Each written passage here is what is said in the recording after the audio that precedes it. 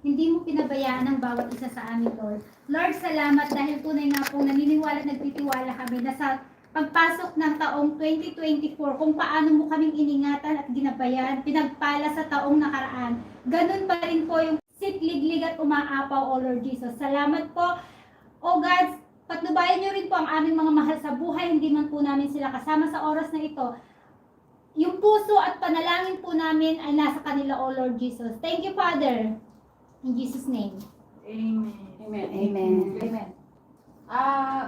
I just want to thank sa 2023, lahat ay nakalagpas sa lahat ng pagsubok, lahat ng problema,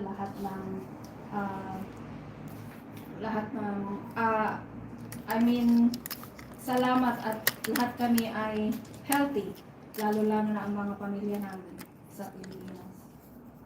Wala akong masasabi kundi I'm grateful for everything and I appreciate everything that I have. That's all. Amen. Salamat po God sa pagkakaroon ng mga kaibigan na katulad nila. At salamat po sa biyaya sa buong taon na binigay niyo sa amin. Thank you po, Lord. Amen. Amen. Amen. Nagpapasalamat ako, Lord, sa mga pagsubok